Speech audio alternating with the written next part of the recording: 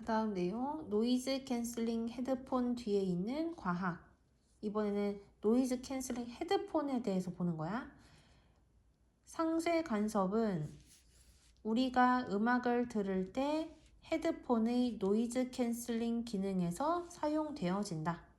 우리가 요즘에는 헤드폰 중에서 뭐 에어팟 있지. 에어팟 보면은 외부의 소음 같은 것을 차단하고 듣고 있는 음악을 더 또렷하게 들리게 만드는 그러한 기능이 있는 걸 우리가 노이즈 캔슬링 이어폰이라고 하잖아. 그래서 이 노이즈 캔슬링 이어폰이 이 상쇄 간섭이라는 개념을 사용을 해서 만들어진 거다라는 얘기를 한 거야. 다시 상쇄 간섭은 우리가 음악을 들을 때의 헤드폰의 노이즈 캔슬링 기능에 사용되어진다. 그 다음 문장 중요한 문법이 나오거든요. 우리가 아까 앞에서 부정적인 단어가 문장의 맨 앞에 나오면 도치가 일어났었잖아. 그거랑 비슷하게 장소나 또는 방향을 나타내는 부사구, 전치사구도 부사구에 해당이 되거든. 그래서 이런 부사구가 문장의 맨 앞에 나오게 되면 뒤에는 주어와 동사가 순서가 바뀌는 도치가 일어나는 거야. 근데 이때 주의할 점은 뭐냐면 부정어구가 맨 앞에 나와서 도치가 일어날 때는 동사가 일반 동사면 do, does, did를 사용을 해서 도치를 시켰잖아.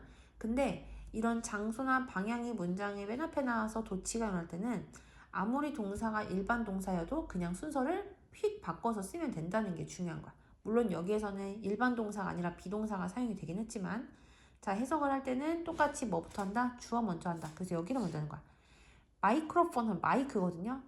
마이크와 그리고 노이즈 캔슬링 회로가 헤드폰의 안에 있다. 여기가 됐지? 그래서 헤드폰 안에 마이크하고 노이즈 캔슬링을 일으키는 회로가 들어있대. 근데 이 헤드폰에 있는 마이크가 외부로부터 소리를 어떻게 해요? 포착을 하고 그리고 회로가 노이즈 캔슬링 회로가 그 외부의 소리를 분석을 한대요. 끊고 뭐 하기 위해서? 반대 음파를 만들어내기 위하여. 예를 들어 만일 외부 소음이 플러스 1의 값을 가진다면 오브라는 전치사가 뭐뭐의란 뜻이니까 만일 외부 소리가 플러스 1의 값을 가진다면 그러면 circularity 회로는 마이너스 1의 반대 소음을 만들어낼 것이고 그리고 이 마이너스 1의 반대 소음을 스피커로 뭐한다? 전달을 한다. 스피커라는 거는 그 헤드셋 있지. 이어폰으로 전달하게 된다는 얘기야. 여기까지 됐지? 자, 그 다음 넘어가서 이것은 시끄러운 환경, 이분이가 심지어지? 이것은 심지어 시끄러운 환경에서 원치 않는 소리를 cancel out, 제거를 하고 상쇄를 시키고 그래서 여러분들은 without ing 하면 ing 하는 것 없이 이렇게 해석이 되잖아. 그래서 여러분은 볼륨을 높이는 것 없이 선명하게 음악의 소리를 뭐 할 수 있다? 들을 수 있다. 그러니까 외부의 소음이 플러스 1의 값인데 만약에 회로에서 마이너스 1의 값을 스피커, 이어폰으로 보내요. 그러면 플러스 1이랑 마이너스 1이 합쳐지니까 외부의 소리가 0이 되겠지. 그러면 외부 소리는 0이 되고 그리고 내가 듣고 있는 노래는 그대로이기 때문에 굳이 내가 듣고 있는 소리를 높일 필요가 없이도 선명하게 음악을 들을 수 있게 된다는 얘기야. 여기까지 되시죠? 하지만 우리가 이렇게 예를 들어 하지만 그러므로 이런 표현들 되게 중요하거든. 문장을 매끄럽게 이어주는 접속 부사거든요. 그래서 이런 것들 각 문장에 어떤 것이 들어가는지 꼭 확인을 해야 돼. 그래서 선생님이 다 동그라미 쳐놓은 거야. 하지만 하고 가주어 진주어니까 어디부터 해석한다? 뒷부분부터 해석하는 거지. 이 기술로 외부의 소리를 완전히 제거하는 것은 쉽지 않다. 그럼 왜 쉽지 않은지가 나야 되겠지.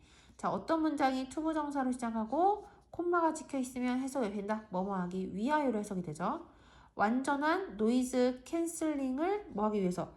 달성하기 위하여. 여기서는 소음 제거라고 해석해야 되겠다. 그래서 완전한 소음 제거를 성취하기 위해서 회로는 반드시 이 소음을 어떻게 돼? 디지털 데이터로 바꾸고 그리고 나서 이게 제일 중요해. 즉시 그 반대 소리를 스피커로 뭐 해야 된다? 전달을 해야 한다. 뭐 하자마자? 소음이 마이크에 도달하자마자. 그러니까 소음이 외부의 소음이 마이크에 딱 도달을 해요. 그러면 회로는 반드시 그 소음을 디지털 데이터로 바꾼 다음에 즉각적으로 그 외부 소음의 반대 소리를 스피커로 전달을 해야만 바깥의 소리가 완전히 들릴 수가 없다는 얘기야. 여기까지 이해되시죠? 자, 그래서 여긴 해석 순서가 중요한데 뭐뭐 하기 위하여 여기 해석하고 그 다음에 여기 하고요. 그 다음에 진짜 주절을 해석을 할 거야. 완전한 소음 제거를 달성하기 위하여 소음이 마이크에 도달하자마자 회로는 반드시 그 소음을 디지털 데이터로 변환시키고 그리고 즉각적으로 반대 소리를 스피커로 전달해야 한다. 여기까지 됐지? 자, 그 다음 넘어가서 따라서 이러한 소음 제거 기술은 효과적이래. 어디에 효과적인지에 대한 얘기가 나오거든요. 전치사 플러스 명사라서 괄호, 또 전치사 플러스 명사라 괄호, 관계 대명사절 괄호 이렇게 됐거든요. 자, 그래서 괄호가 여러 개니까 어디부터 해석한다? 뒷부분부터 해석을 한다. 자, 그래서 따라서 이 소음 제거 기술은 regularly, 규칙적으로 또는 여기서 a period of이와 기간이란 뜻이거든요. 기간, 그래서 일정한 시간의 기간 동안 이렇게 해석할 거야. 또는 일정한 기간 동안 발생하는 자동차 엔진이나 지하철의 소리와 같은 예측 가능한 소리에 대해서 어떻다? 효과적이다. 자, 그래서 우리가 노이즈 캔슬링 이어폰은 어떤 상황에서 효과적인지가 나오거든요. 일단 규칙적으로 발생하는 소음이나 일정한 기간 동안 발생하는 소음과 같은 예측 가능한 소리에 효과적이래.